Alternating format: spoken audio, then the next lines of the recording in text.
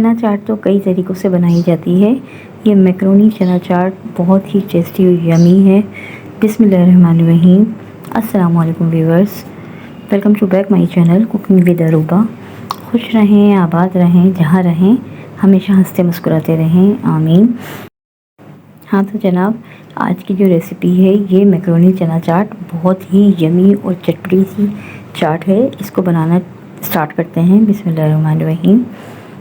इसके लिए मैंने 2 मीडियम साइज़ के टमाटर ले लिए हैं, जिनको बारीक चॉप कर लिया है। प्याज ले लिए हैं 2, उनको भी रफली कट कर लिया है बारीक। और ये मैंने 2 बड़े साइज़ के आलू ले लिए थे, जिनको मैंने छोटे क्यूब्स में कट करके ऑरेंज फूड कलर डाल के इनको मैंने बॉईल कर लिया है। ये चने ले लिए हैं, ये मैंने 1 पाव से ज़्यादा हैं, थोड़ा बॉईल कर लिए थे इनको। और ये कुछ टेस्टी से मसाले हैं। 1/2 चम्मच कुटी हुई मिर्चें, 1/2 चम्मच नमक, 1/2 चम्मच से कम जो है मैंने काला नमक लिया है। और 1 चम्मच मैंने भर के चिकन पाउडर लिया है। 1 चम्मच चाट का मसाला लिया है। 1/2 चम्मच के बराबर मैंने हल्दी ली है। 1/2 चम्मच कसूरी मेथी ली है। और 1/2 चम्मच के बराबर कुटा हुआ भुना हुआ धनिया लिया है। 1/2 चम्मच मैंने सफ़ेद ज़ीरा लिया है कुटा हुआ। अब ये देखिए, हम आ जाते हैं कि मैंने थोड़ा सा एक पैन में ऑयल ले लिया है, 3 से 4 चम्मच के बराबर। ऑयल गर्म हो गया तो उसमें हम ये चने ऐड कर देंगे। चनों को हमने थोड़ा सा सौते करना है। ये देखिए, अब इसके बाद हमने इसमें ये इमली का पल्प, मैंने थोड़ी सी इमली भिगो कर रख दी थी, तो उसका पल्प है, ये मैंने 3 चम्मच के बराबर इसमें ऐड कर दिया है। अब इसको ऐड करने के बाद इसमें अच्छे से मिक्स करेंगे हम। और अब इसके बाद ये प्याज और टमाटर जो मैंने कट करके रखी थी, ये इसमें ऐड कर देंगे। प्याज टमाटर ऐड करने के बाद इनको भी हम अच्छे से फ्राई कर लेंगे, इसके अंदर भून लेंगे। और इसी जगह पे हमने अपना फ्लेम जो है बहुत ही स्लो रखा हुआ है, ज़्यादा हमने तेज़ नहीं रखना है, नॉर्मल मीडियम स्लो किया हुआ है। अब इधर हम जो पिसे हुए मसाले रखे थे हमने, नमक मिर्च वगैरह, चाट का मसाला, ये सब ये सारे ऐड कर देंगे। और इनको भी हम अच्छे से फ्राई करेंगे इसके अंदर, ताकि मसालों का अच्छा सा फ्लेवर चनों के अंदर आ जाए। और हमने चनों में कोई पानी वानी नहीं रखना। ये देखें, अच्छे से हमने इसको सौते कर लिया है। तो अब हम इसके अंदर ये मैंने सिरका लिया है 2 चम्मच के बराबर, विनीगर जो होता है वो ऐड कर रहे हैं।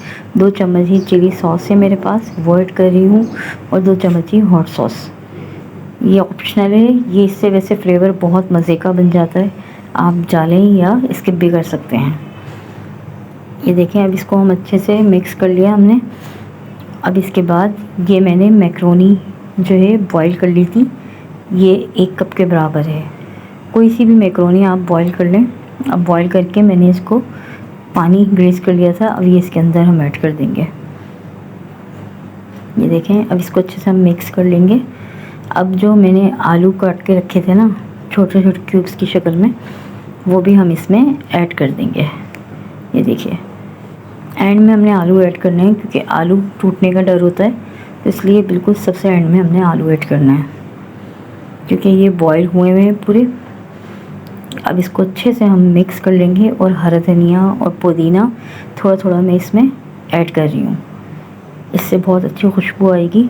ये देखें, अब इसी जगह मज़ीद फ्लेवर के लिए आप हरी मिर्चों को बारीक कट करके डाल सकते हैं, लेकिन ये हमारे घर में बच्चे भी खाएंगे, तो इसलिए मैं वो स्किप कर रही हूँ। आप इसमें डाल के और मज़ीद इसका टेस्ट इन्हेंस कर सकते हैं। ये देखिए, हमारी चाट रेडी है। अब इसको सर्विंग बाउल में मैंने निकाल लिया है। अब इसके ऊपर थोड़ी सी हरा धनिया और पुदीने से दोबारा से हमने गार्निशिंग कर ली है। और फिर प्याज और टमाटर से इसको अच्छे से हम गार्निश कर लेंगे। थोड़ी सी ऊपर हम इसके साबुत धनिया और कुटा हुआ और पिसा हुआ चाट का मसाला इसको सर्व कर देंगे, तो बहुत खूबसूरत इसका फ्लेवर आएगा। इसी जगह पे आप थोड़ी सी ग्रीन चटनी हो तो वो भी ऐड कर सकते हैं। ये देखें, अब मैंने इसको अच्छे से डेकोरेट कर दिया है। और थोड़ा सा इसके ऊपर हरा धनिया हम ऐड कर देंगे, तो बहुत ही खूबसूरत इसका लुक बनेगा। तो इसी जगह अगर आपको मेरी रेसिपी देखने के बाद थोड़ी सी भी पसंद आए तो लाइक कीजिए, शेयर कीजिए अपने दोस्तों और फैमिली मेम्बर्स में, और कमेंट करके ज़रूर बताइए कि आपको आज की रेसिपी कैसी लगी।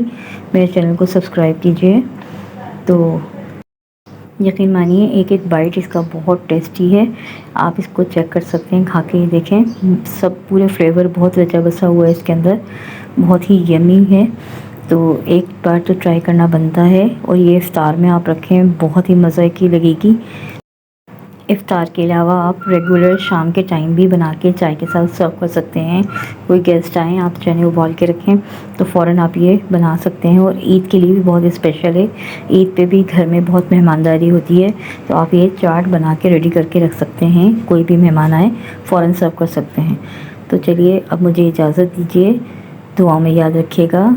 अल्लाह हाफिज़।